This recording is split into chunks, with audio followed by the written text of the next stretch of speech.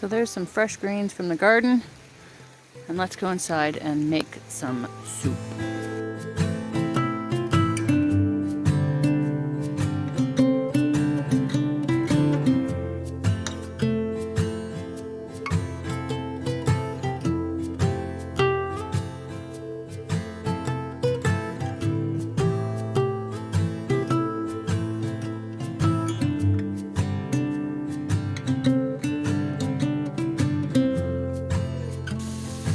So the very first thing I'm going to do for this soup is I'm going to caramelize some onions. This is 2 large onions that I've diced up, and I'm going to caramelize them in about 2 tablespoons of, I'm using grapeseed oil, but I would usually use avocado oil. And I have this on a low setting. And it can take quite a while to caramelize onions. You're trying to bring the sugar out in them. So have patience and let them caramelize, and don't turn the heat up on them. Okay, so our onions are caramelized, and we're going to start adding our other ingredients into this. First off, I'm going to throw in my celery. And I'm going to turn the heat up a little bit here. Mix this all together. And we're going to cook these guys down.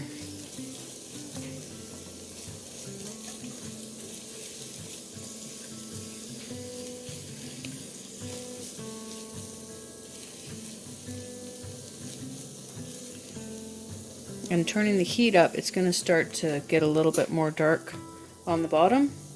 Then I'll add in some red wine to, it'll bring that up off the bottom and help add flavor.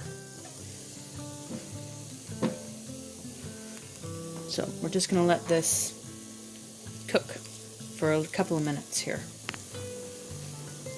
In the meantime, while I'm waiting, I'm going to open up all of these cans, jars, whatever you want to call them. My butternut,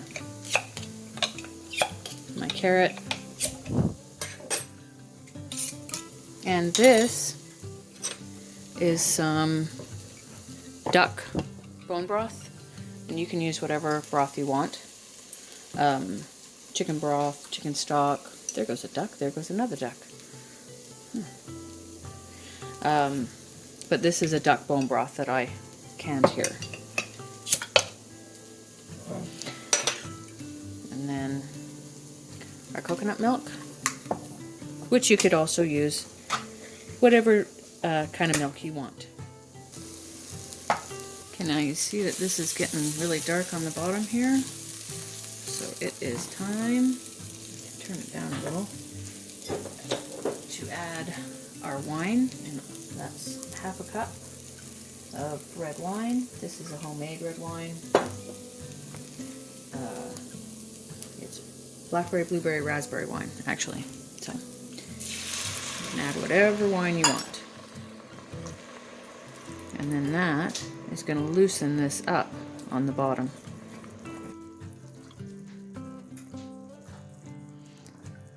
See how it starts to all come off the bottom? And that is flavor. All the brown stuff that was on the bottom is now back. Going to be back into our soup, put back into our soup. So I'm just going to let that bubble just a little bit and thicken up, because the red wine, the liquid from the wine will evaporate and it'll get thick in the bottom here. And once it does that, then I'm going to add all of my other ingredients in.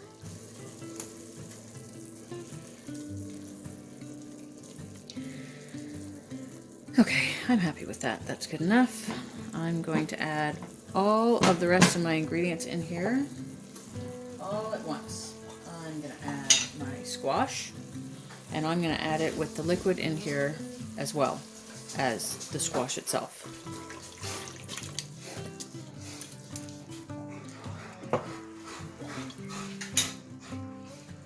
So that's 2 cans of squash. butternut squash, a whole can of carrots,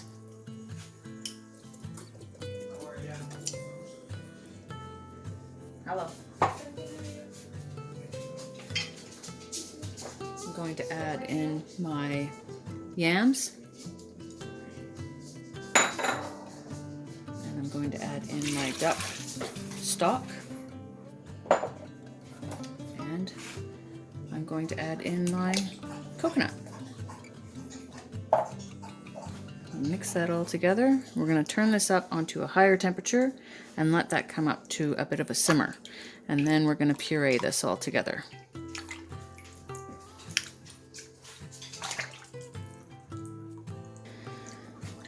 Okay, you guys, so this has come back up to a boil, or it's come up to a boil, and I'm going to use my stick blender very carefully. I'm actually going to move this off of the heat.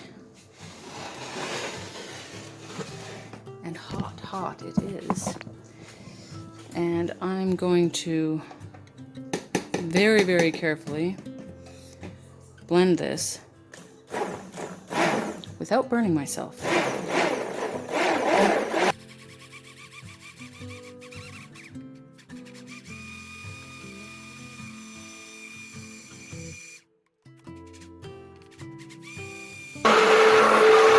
So I'm actually blending this just on the low setting of my blender, not the high setting. And as you can see, I'm trying to be very careful that I don't splash it up because it's really hot.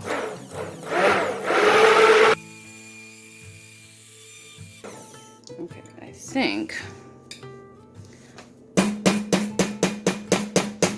that is good.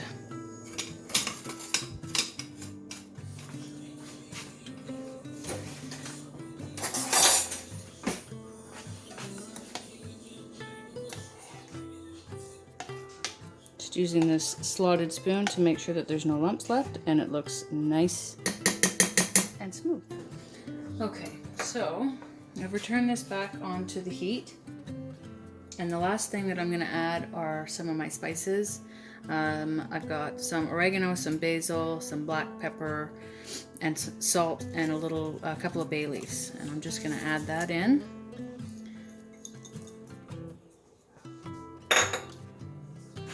And this is already really thick, so I am actually thinking that I might add one more can or jar of